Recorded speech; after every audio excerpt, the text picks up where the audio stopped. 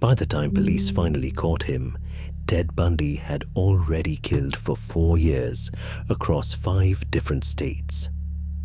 What most people don't know is how his story actually ended. Not with a clean arrest, but with a single night where he attacked 4 women in about 20 minutes, and the ones who survived were the reason his killing spree finally stopped. Let's start with how he got there. Ted Bundy began killing in the early 1970s in Washington state. He was, by nearly every account, disarming. A law student, articulate, conventionally attractive, active in his state's Republican Party, even working at one point for a suicide crisis hotline. He used all of that against his victims deliberately. He'd fake a broken arm, wear a sling, or ask a young woman for help, carrying textbooks to his Volkswagen Beetle, luring her close enough to overpower her before she understood what was happening. Over the next several years, he killed across Washington, Oregon, Utah, Colorado, and Idaho. Investigators eventually linked him to at least 30 murders, though Bundy himself hinted at points that the real number was higher. Given how many of his victims were never identified or found, it's likely no one will ever know the true total. In 1975, he was arrested in Utah, not for murder, but after a young woman named Carol DeRonch escaped an attempted abduction, jumping from his car mid-drive and flagging down a passing police officer. Her testimony alone was enough to convict him of kidnapping and attempted assault. But while he was awaiting a separate murder trial in Colorado, Bundy escaped custody twice. The first time, he was recaptured within days. The second time, in December 1977, he wasn't caught for weeks. He made his way east, eventually settling under a false identity near Florida State University in Tallahassee. When Bundy escaped for the second time, it triggered one of the largest interstate manhunts of the decade. Local police, the FBI, and departments across 5 states tried to track him. But with the country's slow, largely paper-based systems for interstate law enforcement communication at the time, tips didn't easily cross state lines. That gap in 1970s era policing is part of why a wanted fugitive could walk into a college town under a fake name and simply start over, unnoticed for weeks. This is where the story most retellings gloss over actually unfolds. By mid-January 1978, Bundy had been living quietly near campus for about 2 weeks, working odd jobs, and by his own later admission, watching the area around the university's sorority houses. In the early hours of January 15th, he broke into the Chi Omega sorority house.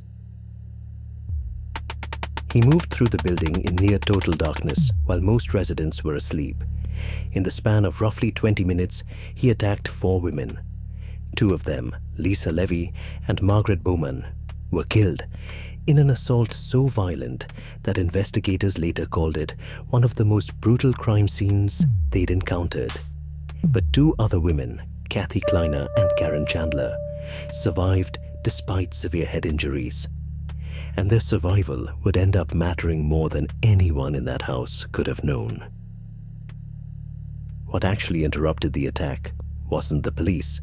It was a sorority sister named Nita Neary, arriving home late and seeing a man leaving through the front door, carrying what looked like a wooden club. She caught a glimpse of his face and his general build before he disappeared into the night. Shaken, she woke her housemates. And that's when the full extent of what had happened was discovered. Bundy wasn't finished. Within the hour, he broke into a nearby apartment and attacked another student, Cheryl Thomas, beating her so severely that she suffered permanent hearing and balance damage. She survived too. Here's the detail that made all the difference going forward. Nita Neary's description, combined with the accounts given by the surviving victims, gave investigators something they hadn't had in nearly any of Bundy's previous attacks: a living, detailed description of the man responsible, gathered almost immediately after the crime, while memories were still sharp. In most of his earlier murders, there had simply been no survivors left to describe him at all. This time, multiple people had seen him and lived to say so. 3 weeks later, on February 12th, Bundy abducted and murdered his final victim, 12-year-old Kimberly Leach, in Lake City, Florida. It would be the last murder connected to him. 3 days after that, on February 15th, a police officer in Pensacola ran the plates on a car being driven erratically and discovered they'd been reported stolen. When the officer approached to investigate, the driver bolted on foot. After a brief struggle, the officer got him under control and arrested him.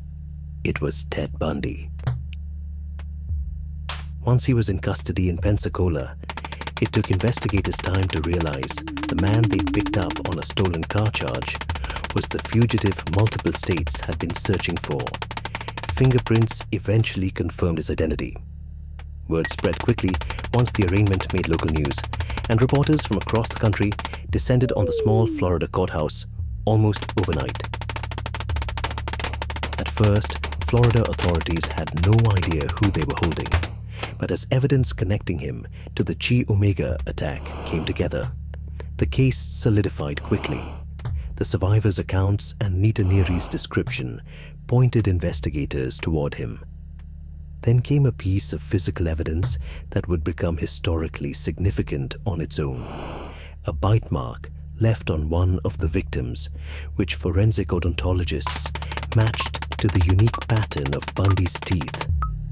It remains one of the most cited and most scrutinized uses of bite mark forensic evidence in American legal history. A technique that's since faced serious challenges in courts for its reliability, but at the time, it helped seal the case against him. Bundy stood trial in 1979 for the Chi Omega murders, and it became one of the first fully televised criminal trials in United States history.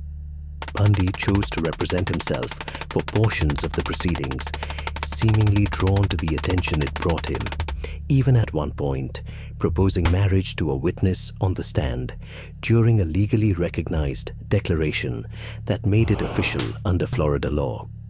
He was convicted and sentenced to death. A second trial for the murder of Kimberly Leach ended the same way.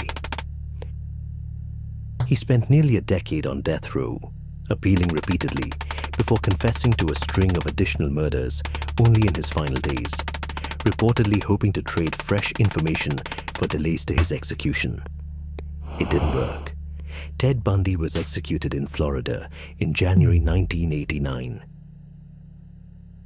The case also left a mark on how investigators approached serial crimes going forward. FBI agents, including Robert Ressler and John Douglas, pioneers of the Bureau's new behavioral science work, interviewed Bundy at length on death row, using his case, among others, to help build the early foundations of criminal profiling. The same techniques that would later help identify serial offenders long before they were caught.